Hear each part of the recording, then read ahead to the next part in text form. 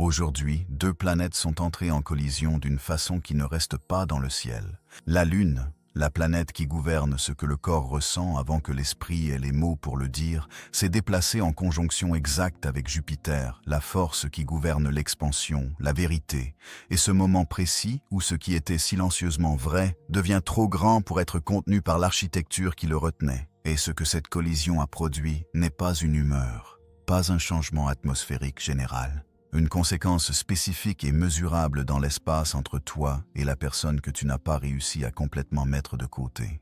Quelque chose dans cet espace vient de changer, pas progressivement, pas avec un avertissement. Avec cette qualité particulière d'une fissure capillaire qui s'est développée au fil d'une longue période de pression et qui, aujourd'hui, cède enfin.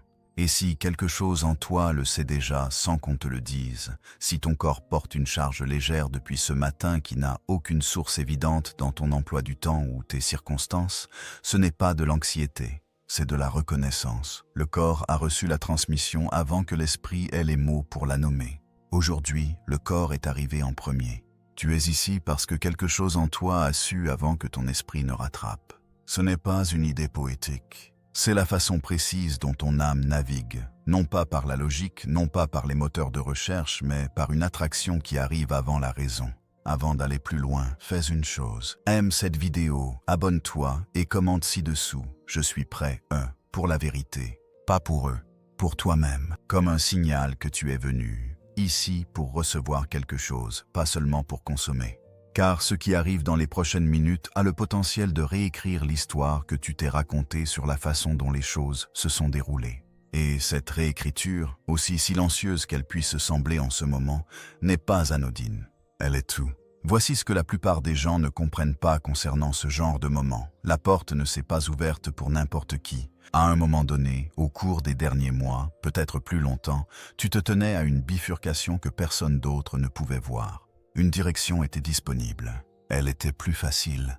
Elle aurait apporté un soulagement immédiat, des réponses immédiates, une libération immédiate de la tension particulière que tu portais. L'autre direction t'obligeait à rester dans l'incertitude sans la convertir en urgence, sans forcer une réponse, sans saisir quelque chose qui n'était pas tout à fait prêt à être reçu. Et tu as choisi la direction la plus difficile, non pas parce que quelqu'un te l'avait dit, non pas parce que tu avais un plan, parce que quelque chose en toi a reconnu, en dessous du niveau du langage, que la version plus facile de cette histoire t'aurait coûté la vraie. Reste avec ceci. Ce qui vient ensuite est la partie que la plupart des gens traversent trop rapidement. Ce choix, celui que personne n'a témoigné, celui qui n'est pas venu avec de la confirmation, celui que tu as fait dans le silence d'un moment qui ressemblait, de l'extérieur, à rien du tout, c'est ton titre de créance pour aujourd'hui. Ce que tu as continué à faire pendant que rien ne confirmait que ça fonctionnait, l'affinement intérieur, l'examen honnête de soi, la volonté de continuer à actualiser ta compréhension sans aucun signal extérieur que le travail portait ses fruits quelque part. Tu as continué sans retour sur investissement. Tu as continué à examiner sans public. Tu as continué à être honnête avec toi-même sur ce que tu voyais dans cette connexion, même quand la version honnête était plus difficile à tenir que la version confortable, et tu n'as pas échangé la version honnête contre l'histoire plus facile, simplement parce que l'histoire plus facile était disponible. Ce n'est pas ce que la plupart des gens font.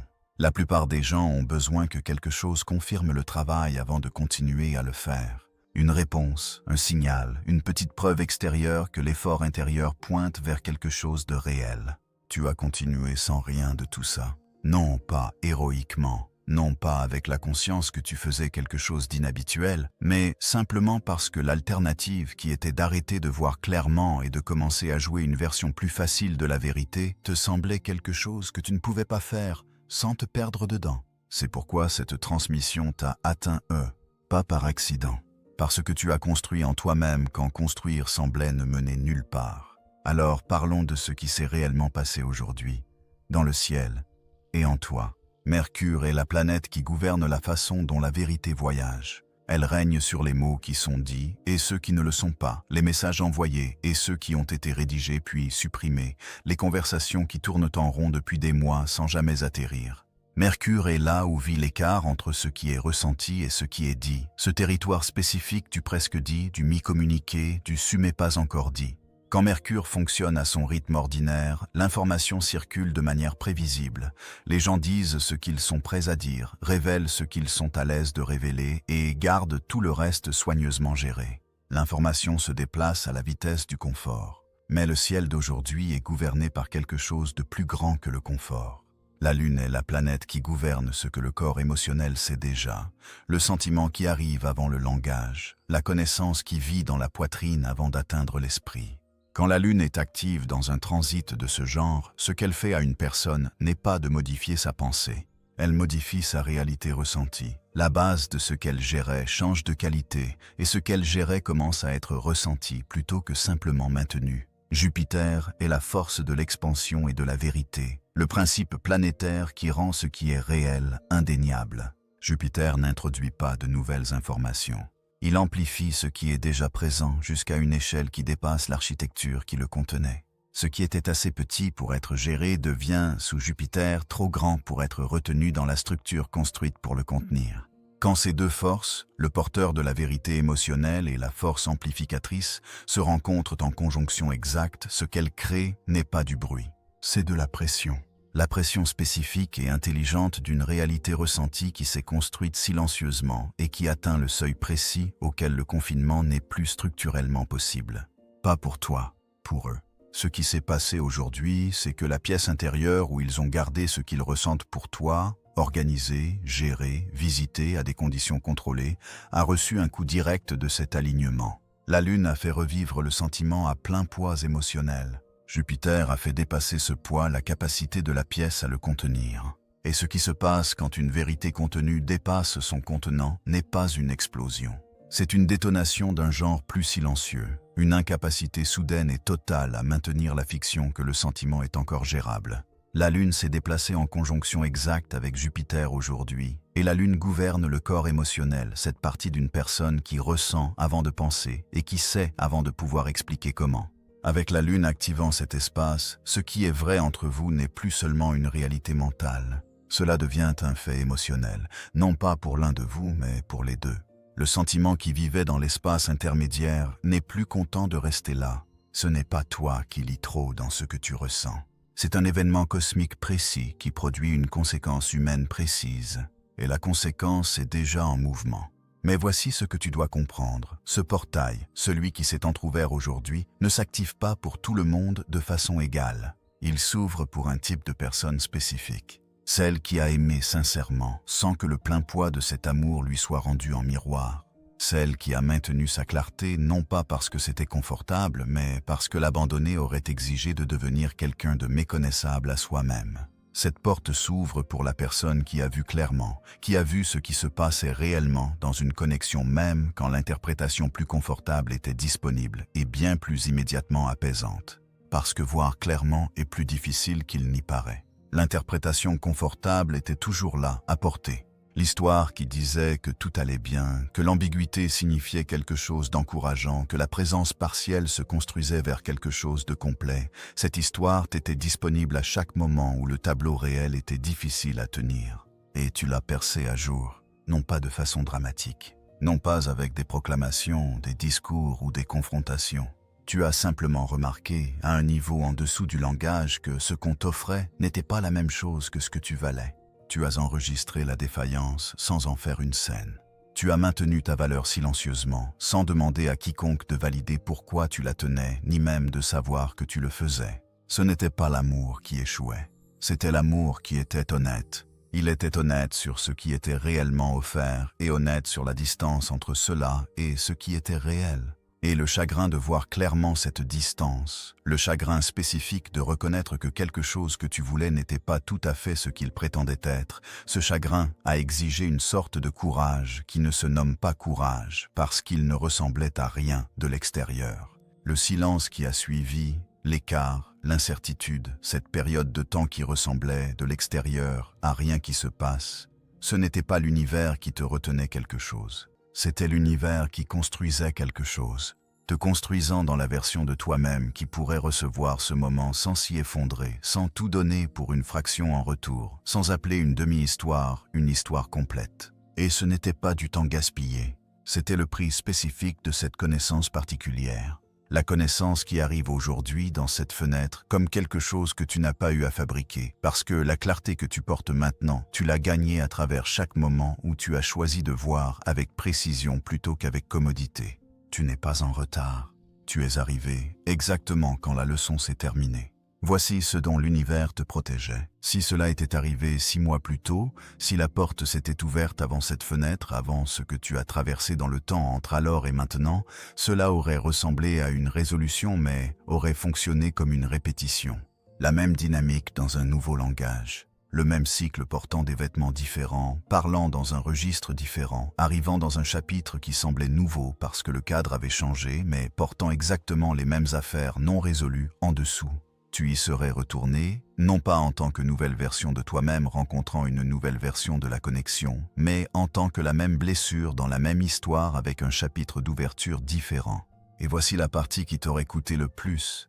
Tu ne l'aurais pas su. La version de cette histoire qui a failli se produire, celle que le délai a empêchée, aurait ressenti de l'intérieur comme une arrivée. Cela aurait semblé la chose que tu attendais parce que ça y aurait assez ressemblé pour passer l'inspection. Tu te serais donné à cela, entièrement. De la façon dont on se donne à quelque chose quand on a attendu assez longtemps pour que la ressemblance avec la vraie chose devienne indiscernable de la vraie chose elle-même. Et quelque part au milieu de ça, non pas au début, mais plus tard, quand les anciens schémas se seraient réaffirmés sous une nouvelle forme, tu aurais compris ce qui s'était passé. Non pas avec clarté, avec la désolation terne particulière de reconnaître qu'on avait emprunté le même chemin 2 fois. L'univers ne retarde pas par cruauté, il retarde par précision. Chaque semaine, chaque mois, chaque période de silence qui semblait interminable avait un but qui n'avait rien à voir avec la punition et tout à voir avec la préparation. Saturne, la force planétaire qui gouverne ce qui devient réel et ce qui reste seulement potentiel, n'ouvre pas une porte tant que la leçon et la personne ne sont pas véritablement prêtes. Pas prêt de la façon dont on se dit prêt à 2 heures du matin quand le désir est le plus fort. Prête de la façon qui se manifeste dans le corps, dans ce qu'on ne tressaille plus à, dans ce qu'on n'a plus besoin de l'extérieur pour se sentir stable à l'intérieur. Le silence n'était pas leur réponse. Le silence était la réponse de l'univers à une question différente de celle que tu posais. Et ce qui est différent maintenant n'est pas le calendrier. Quelque chose a vraiment changé en toi. Non pas comme une performance, non pas comme une décision prise un jour spécifique, mais comme un fait biologique silencieux qui ne s'est pas annoncé dans un moment d'épiphanie, mais dans la réalité graduelle et indéniable d'être quelqu'un que tu n'étais pas avant. Le moment qui a complété la préparation ne s'est pas annoncé quand il s'est produit, mais il s'est produit, et aujourd'hui, le ciel l'a reconnu. Parlons maintenant de ce qui se passe de l'autre côté du silence. Parce que pendant que tu faisais le travail, pendant que tu traversais tes journées et que tu gérais l'incertitude et que tu gardais la rénovation intérieure privée et continue, la personne connectée à toi faisait quelque chose d'entièrement différent. Elle maintenait une pièce. Ce n'est pas quelqu'un qui a supprimé ce qu'il ou elle ressent pour toi. Il ou elle ne l'a pas refoulé, n'a pas bâti un mur autour et n'a pas prétendu que ça n'existait pas. Il ou elle a fait quelque chose de plus précis et, à sa façon, de plus révélateur. Il ou elle a construit un espace intérieur séparé pour ce qu'il ou elle ressent. Une pièce avec une porte qu'il ou elle contrôle. Rangée, organisée. Visitée selon ses propres conditions, dans son propre timing, quand le reste de sa vie créait assez de calme pour que le sentiment remonte à la surface. Il ou elle le gérait de la façon dont une personne gère quelque chose sur lequel elle n'est pas prête à agir, mais qu'elle n'est absolument pas capable de libérer. Il ou elle le gardait dans un endroit accessible délibérément, ce qui signifiait qu'il ou elle n'avait jamais à se confronter à lui qui arrivait sans invitation.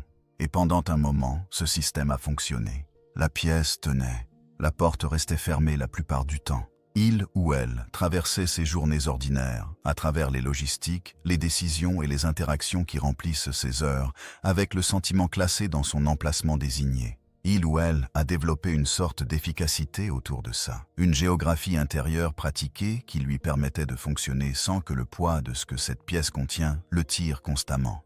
Mais aujourd'hui, le transit a frappé cette pièce directement. La lune conjointe à Jupiter ne respecte pas les portes verrouillées. Elle ne négocie pas avec l'architecture de la gestion émotionnelle soigneuse de quelqu'un. Ce qu'elle fait, précisément, spécifiquement, c'est rendre la pièce impossible à ignorer. Le sentiment qui était classé, contenu, visité uniquement à des conditions contrôlées, aujourd'hui, il a cessé d'être comptable. Non pas parce qu'il ou elle a pris une décision, parce que les conditions planétaires qui maintenaient le système de classement en place n'existent plus depuis cet alignement. Il se passe encore une chose en ce moment, de l'autre côté du silence, qui change tout le sens de ce que tu as vécu. Voici à quoi ça ressemble vraiment de l'intérieur pour eux. Ils sont au milieu de quelque chose d'ordinaire, une tâche, une conversation, un moment de routine qui ne devrait avoir rien à voir avec toi. Et tu es simplement là, non pas comme un souvenir qu'ils ont choisi de visiter, comme une présence qui est arrivée sans invitation et a refusé de partir. La qualité spécifique de ton énergie dans leur conscience, non pas générale, non pas vague, non pas le flou doux de quelqu'un qu'ils ont connu autrefois, mais toi, spécifiquement, dans la texture de qui tu es vraiment, atterrissant dans leur conscience avec un poids qui les a surpris. Un visage, une phrase, la façon spécifique dont tu te tiens dans un silence particulier, arrivant avec plus de détails que tout ce qu'ils ont consciemment récupéré. Parce qu'ils ne l'ont pas récupéré, il est arrivé. Et voici ce qu'ils ont essayé de faire avec ça. Ils ont essayé d'appliquer la stratégie habituelle, le reconnaître brièvement, rediriger l'attention, revenir à l'ordinaire. Le mouvement intérieur silencieux de mettre quelque chose de côté et de revenir à la surface des choses. La stratégie qui a fonctionné avant, qui a permis à la pièce de rester gérable et à la porte de rester principalement fermée. Ça n'a pas fonctionné. Le retour à l'ordinaire n'était pas net. La redirection n'a pas tenu aussi longtemps que d'habitude. Et la personne qui a maintenu cette pièce avec une telle précision pratiquée est maintenant assise avec la conscience spécifique et dérangeante que la pièce ne coopère plus pleinement. Ce n'est pas une petite chose pour quelqu'un qui a construit sa relation à ce sentiment autour d'un accès contrôlé. La reconnaissance que le contrôle glisse, que tu arrives sans être convoqué, que le système qui fonctionnait ne fonctionne plus avec la même fiabilité, cette reconnaissance est vivante en eux en ce moment. Qu'ils le décriraient en ces termes ou non. Une fois que cette reconnaissance s'allume, elle ne se tait pas. Elle attend seulement que le courage la rattrape. Tu te tiens entre deux façons de traverser ce qui vient ensuite, et la distance entre elles n'est pas dramatique. Elle est entièrement intérieure. C'est la différence entre une qualité d'être et une autre, et cette différence détermine tout. Ce n'est pas un choix dramatique, c'est un choix silencieux. Les choix silencieux portent toujours le plus de poids. Une façon de traverser cela implique la gestion.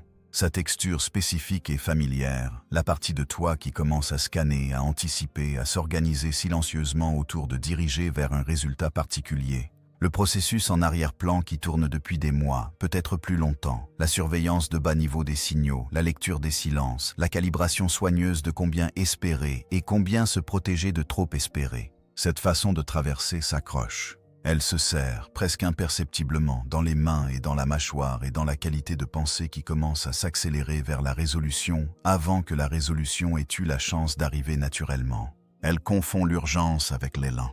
Elle croit que si elle pouvait juste se positionner correctement, si elle pouvait juste gérer la situation avec assez d'habileté, elle pourrait assurer un résultat particulier. Mais il y a quelque chose d'autre disponible pour toi en ce moment exact, une qualité entièrement différente. Non pas l'indifférence, non pas l'absence froide de quart parce que tu n'as jamais cessé de tenir à ça, et prétendre le contraire serait sa propre forme de malhonnêteté. Quelque chose de plus proche d'un poids qu'on a sincèrement posé. Un souffle qui va 1 centimètre plus profond que les 3 derniers mois de respiration.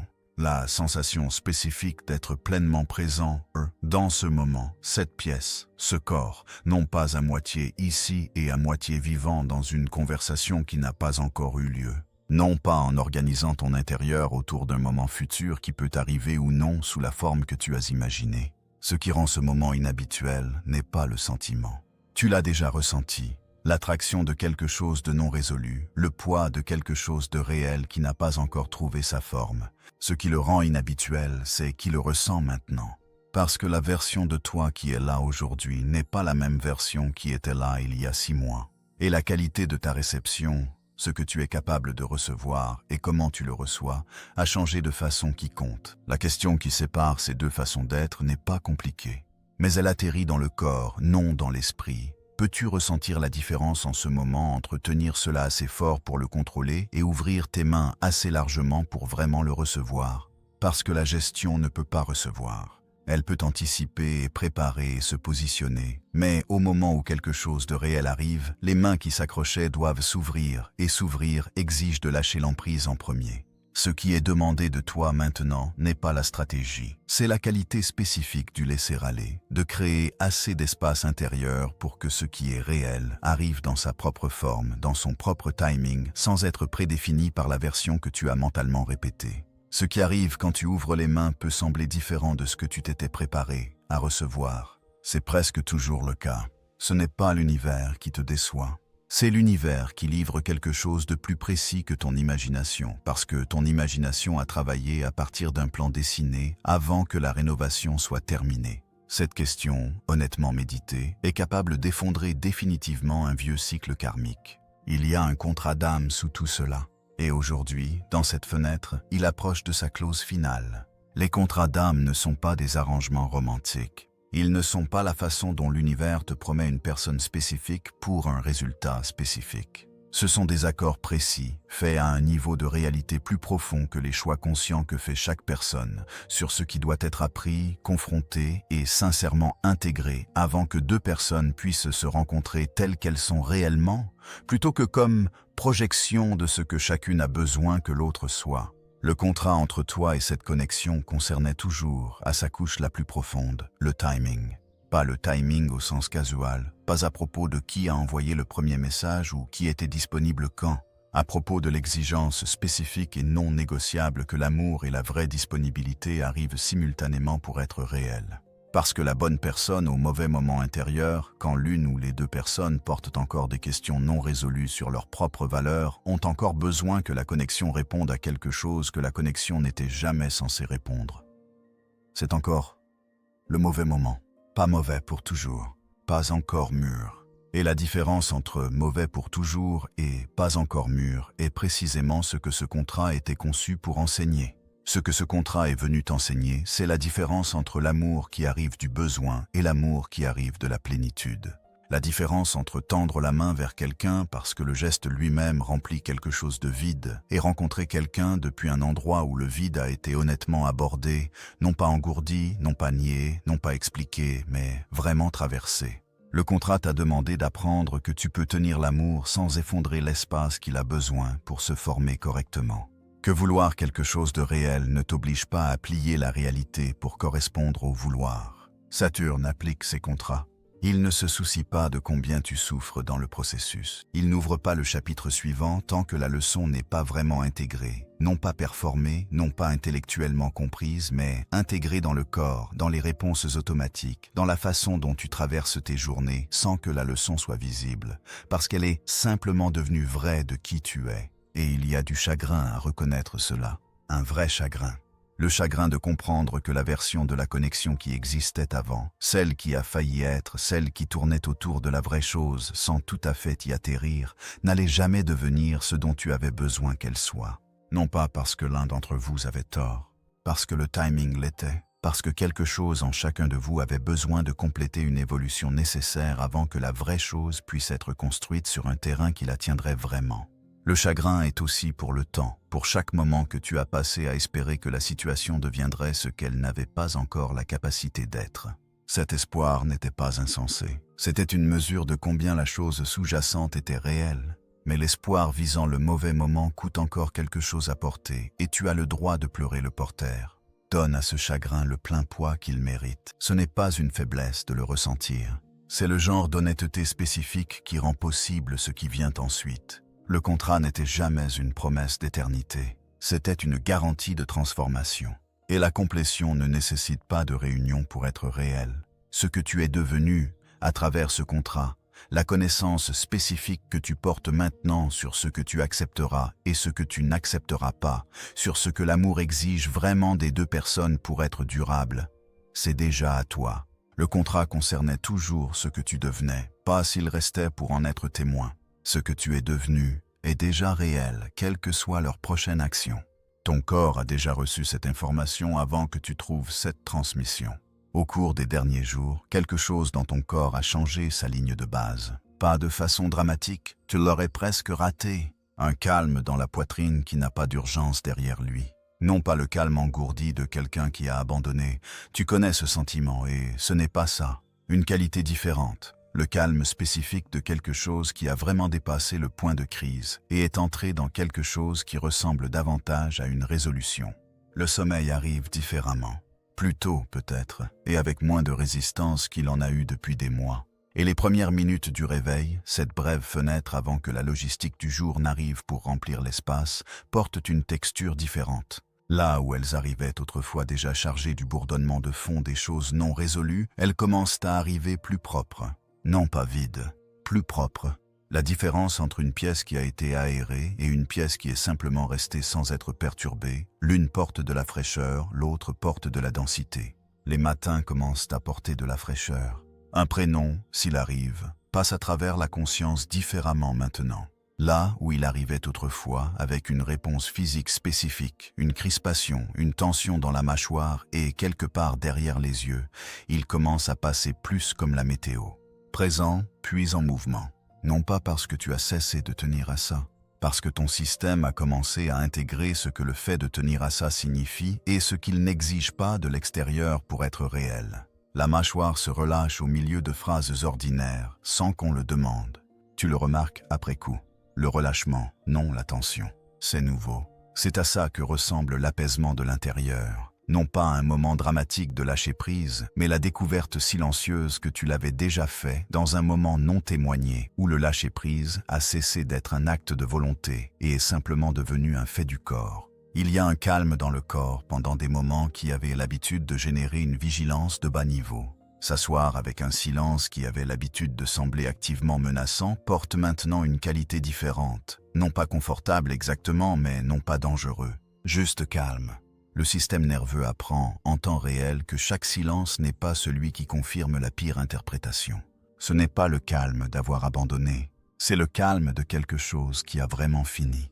Le corps connaît la différence, même quand l'esprit rattrape encore. Et alors que cet apaisement s'ancre dans ton corps, ta vie commence à se réorganiser autour d'une fréquence différente. Les décisions qui nécessitaient autrefois des heures de négociation intérieure commencent à arriver avec une clarté qui te surprend. Non pas parce que les décisions elles-mêmes sont devenues plus simples. Les circonstances externes sont exactement ce qu'elles étaient.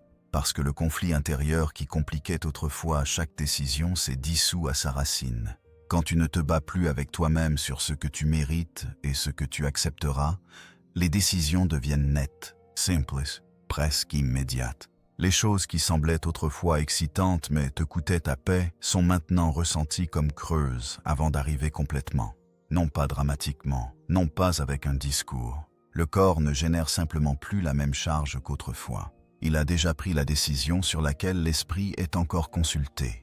Ce qui semblait autrefois être la sécurité, les schémas familiers, les dynamiques connues, les arrangements confortables si imparfaits, commencent à ressembler à un plafond.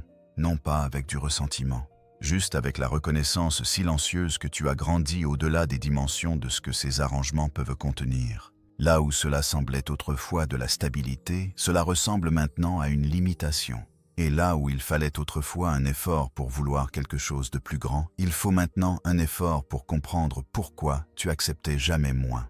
Voici la révélation des enjeux qui changent toute la forme de ce que tu pensais regarder. Ce n'est pas une transmission sur eux et sur leur retour éventuel. Ça ne l'a jamais été. C'est une transmission sur la fréquence que tu portes maintenant et ce que cette fréquence peut et ne peut pas accommoder à l'avenir. Les synchronicités changent de caractère. Les moments d'alignement, la bonne chose arrivant au bon moment, la confirmation apparaissant précisément quand la question était la plus forte, commencent à ressembler moins à l'univers qui te guide vers quelque chose que tu n'as pas encore atteint et plus à des confirmations de là où tu te tiens déjà. Ce n'est pas un petit changement d'orientation. Toute la posture de la relation entre toi et le monde extérieur commence à inverser sa direction. Là où elle t'exigeait autrefois de chercher et trouver et interpréter, elle commence à te rencontrer là où tu te tiens. L'énergie des autres personnes devient plus facile à lire précisément, non pas parce que tu as développé une nouvelle capacité, mais parce que tu ne filtres plus le signal à travers la distorsion de ce dont tu as besoin d'elle. Quand tu cesses d'avoir besoin que quelqu'un soit quelque chose de spécifique, tu peux voir ce qu'il est vraiment. Cette clarté est à la fois un don et une responsabilité. Tu n'attends pas de devenir quelqu'un.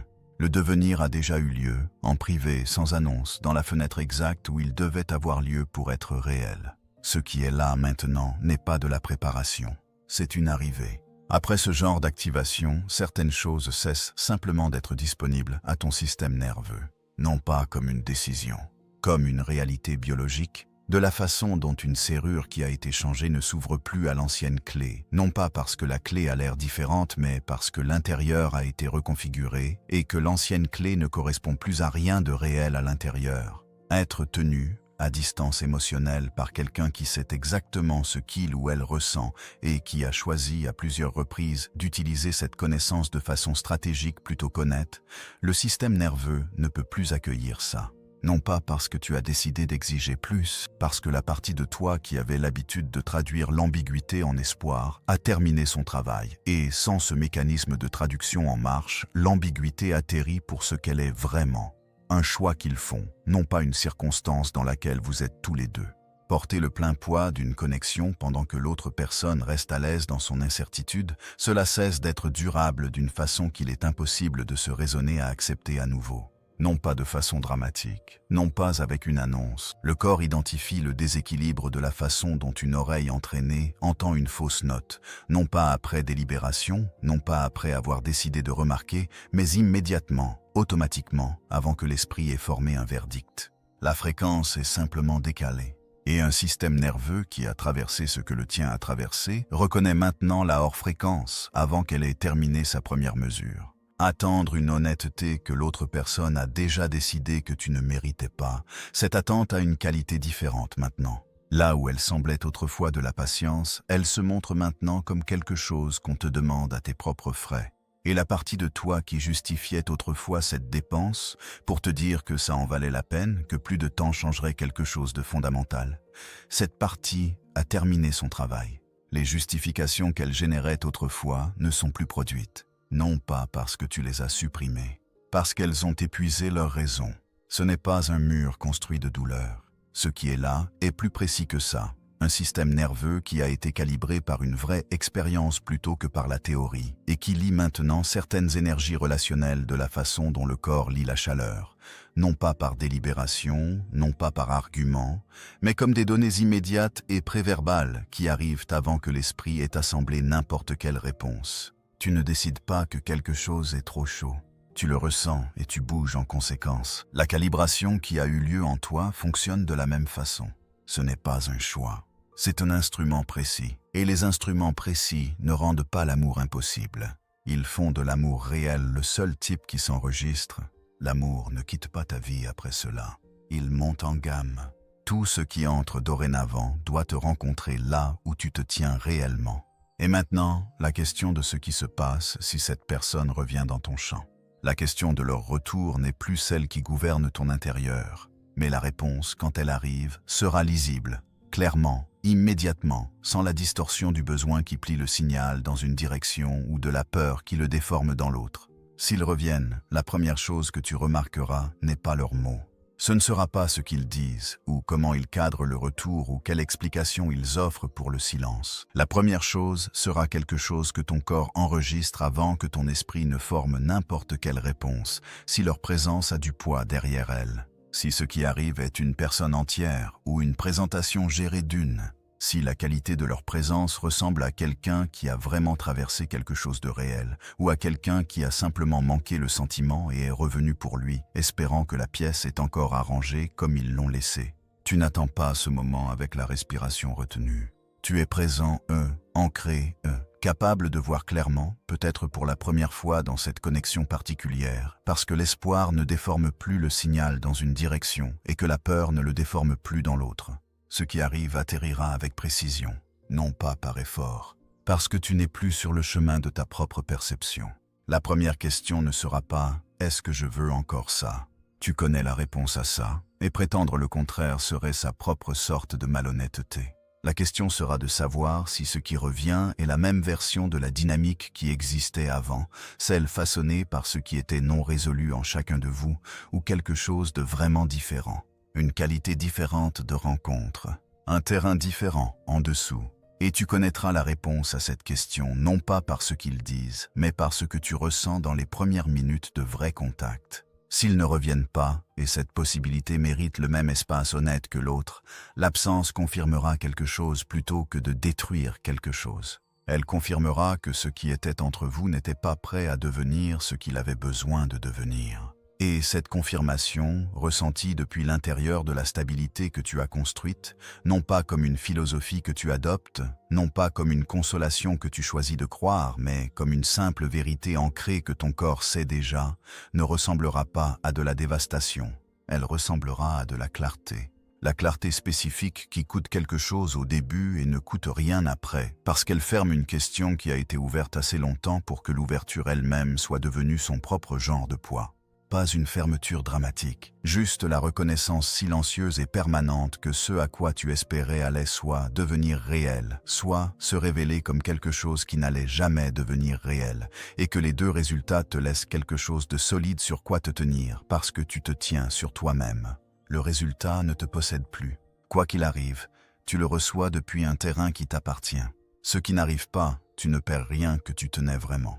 Si quelque chose dans cette transmission a atterri quelque part de spécifique, non pas seulement dans ton esprit, mais dans ton corps, fais une chose maintenant. Aime cette vidéo, non pas comme un geste, comme un signal pour toi-même que tu étais présent, pour cela. Abonne-toi pour ne pas manquer ce qui vient ensuite.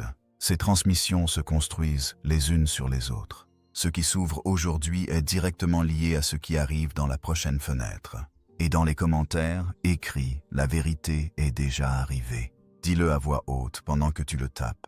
Pour ton propre système nerveux, les mots prononcés avec un sens réel complètent quelque chose que la lecture silencieuse laisse inachevé. Et si quelqu'un dans ta vie se tient à un seuil qu'il ou elle ne peut pas tout à fait nommer, partage ceci avec lui ou elle. Ton âme sait déjà qui. Quelque chose a déjà atterri en toi aujourd'hui. Non pas comme une possibilité que tu choisis d'envisager, mais comme un fait sur où tu es et ce que tu portes maintenant. La porte qui s'est ouverte aujourd'hui n'a pas été ouverte par aujourd'hui. Elle a été ouverte par chaque moment honnête, chaque décision lucide, chaque instance de choisir de voir ce qui était vraiment là plutôt que ce qui était plus confortable à croire. Le transit d'aujourd'hui a simplement rendu l'ouverture visible. Ce qui la traverse n'est pas la version de toi qui a attendu. C'est la version qui est déjà là, entière, claire, capable de recevoir quelque chose de réel sans avoir besoin de le tenir si fort qu'il change de forme. Cette version ne vient pas. Elle est arrivée. Elle est arrivée avant que tu trouves ceci, dans le calme de tous les jours où tu pensais que rien ne se passait. Quelque chose se passait. Et maintenant, le ciel l'a confirmé.